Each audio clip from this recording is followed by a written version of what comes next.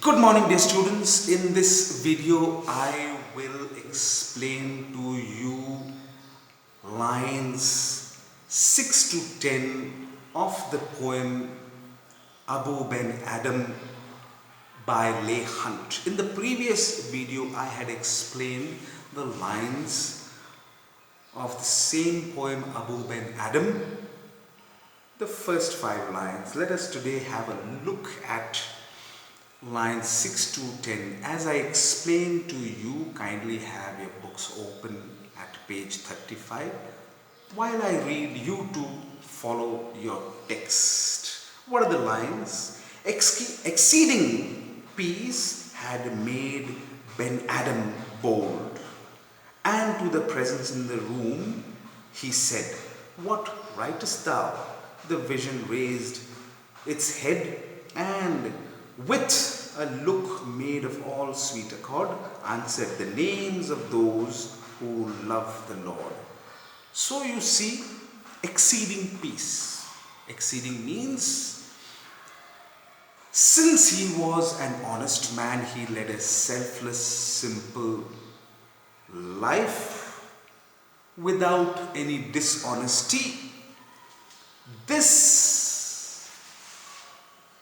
generated or granted him peace in his heart.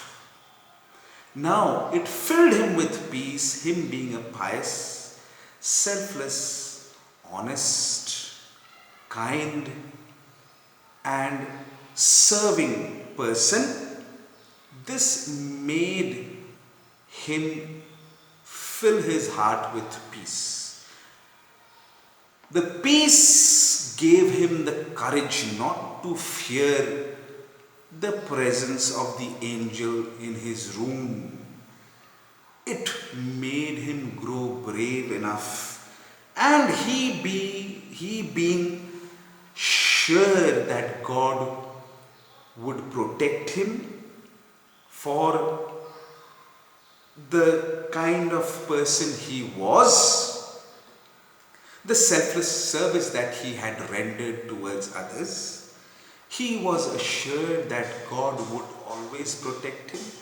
That too filled him with courage, and he, in a brave manner displaying his brave heart, he asked the angel as to what was the angel writing in that book made of gold. The vision means the silhouette. The angel, the heavenly being in his room, raised its head. It did not avoid Abou ben Adhem. Instead, it paid attention, complete attention to Abou ben Adhem, and replied back to Abou ben Adhem with a very comforting, with a very gentle, graceful, soft look that the angel had. This gentle, calm, soothing look that the angel had made Abou ben Adhem feel comforted. He did not feel restless. So he felt the same kind of feeling of calmness, the feeling of being comforted, and the feeling of being soothed, which the angel had in its eyes. So when the angel raised its eyes and looked in that calm, graceful, gentle, soothing manner towards Abou, giving him all attention to answer the question that he had asked, the way the angel looked, comforted, made Abou feel comforted, and had a soothing effect, had a very calm effect on him. He was not in any way feeling agitated. Instead, he felt peaceful and comforted. Then the angel, in a sweet, gentle tone, in a calm, sweet, gentle tone, revealed to him that the book that he was writing in, he was actually writing the names of the people who loved God. So, sweet accord, meaning here again, and with a look made of all sweet accord, means in a way that was peaceful, gentle, graceful, kind, soothing, not to frighten him, and it had a soothing effect, a comforting effect on Abou ben Adhem. And the angel revealed to him that he was writing the names of all the people who loved God. So, there is no deeper meaning here in these few lines. It is very simple and straightforward. Next, let us have a look at lines 11 to 14. What does it say? What does these lines collectively mean to say? Let us have a look. And is mine one, said Abou. Nay, not so, replied the angel. Abou spoke more low, but cheerily still, and said, I pray thee, then write me as one that loves his fellow men. So what do these lines tell us? It tells us that Abou was very curious to know, since he had been working towards God, to find God, to be enlightened with the wisdom of heaven and God, be blessed and graced by God. He was more concentrating on the spiritual world and his spiritual life than the material life. He did not concentrate to have more of wealth, success. He was concentrating in his inner spirituality. He gave importance to his spirituality and his spiritual life. So, he was curious to know whether his name was on the list of the people who loved God. And he asked the angel that question, whether his name was there. Out of curiosity, Abou seemed to be a little low when he came to know. He was taken aback and a little surprised. He felt a little despondent, but not depressed. He felt a little low and slightly disappointed when he was told by the angel that his name was not on that list that he was writing in the book made of gold of people, those who loved God. He made a very humble, a very kind request to the angel, and he did it very cheerfully, not feeling absolutely low. He was cheerful but a little low in spirit. He replied to the angel in a very cheerful manner, requesting the angel to kindly write down, if the angel could write down his name in the list of people who served his fellow men. The angel agreed and acceded to his request.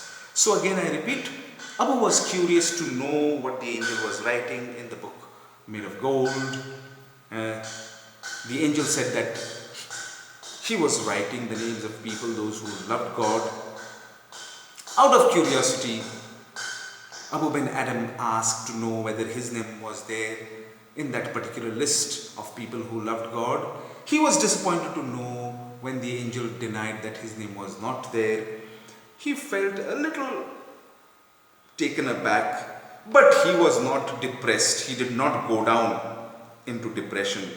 He did not break down. Instead, he regained his energy, his enthusiasm, and very cheerfully he said to the angel, requesting the angel if the angel could kindly write down his name in the list of people who loved his fellow men.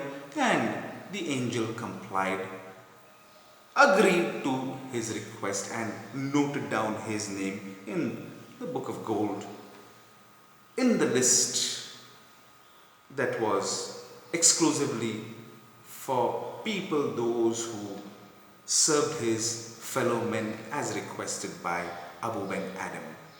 So these are the lines. Then let us have a look at lines 15 to 18, which would end the poem and the explanation of the lines. What did the lines say?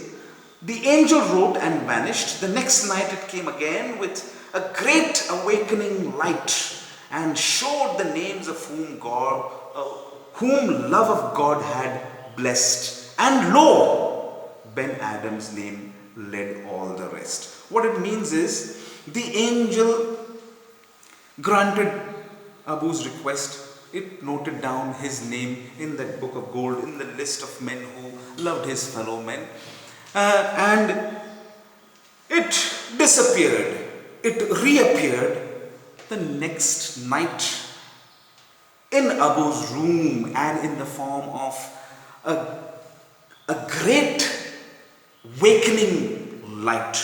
And what is this great awakening light? There was this great intensity in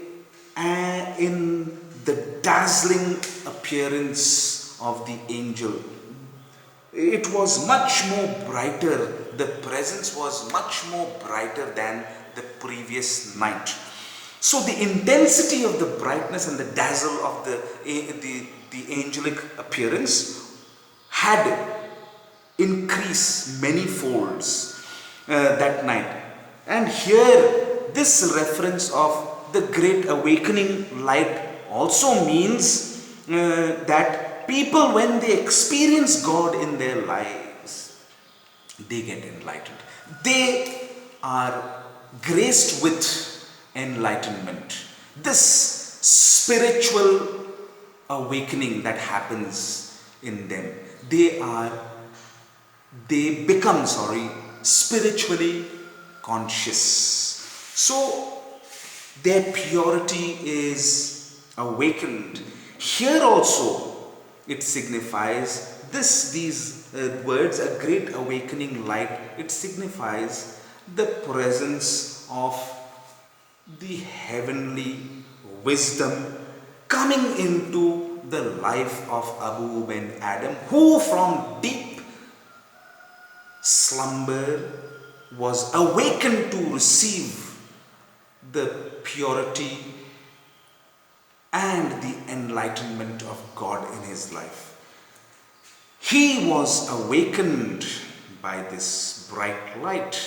And God, please remember, God is considered to be a guiding light. So this, a great awakening light means he was now in the presence of God, and he was going to receive enlightenment. When a person receives enlightenment or the heavenly wisdom, a person becomes spiritually aware and conscious of his being. So he was about to receive that spiritual consciousness. He was about to receive enlightenment. He now beheld the presence of God. He now was witnessing the presence of God. So from a life of searching, serving God, not yet experiencing the wisdom of God, he at that point of time, it signifies he was ready to receive this great awakening life in his life, the wisdom of God in his life that would enlighten him spiritually, would make him aware of his spiritual self. It would make him spiritually conscious. So, gentlemen, God is believed, please remember, as a guiding light, and what does it do?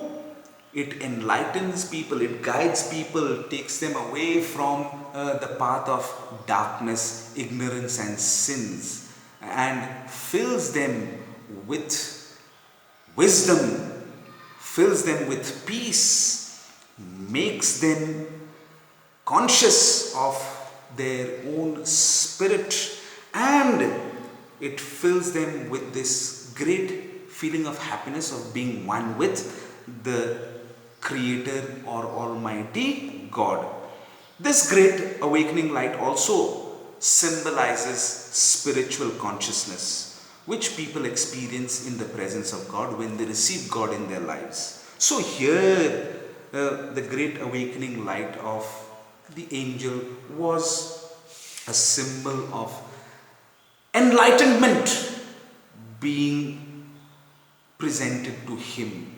He was now going to receive the enlightenment, the wisdom of God and heaven, and he would be spiritually conscious of himself. He would feel one and happy with God. So please remember, he was going to receive the enlightenment of God.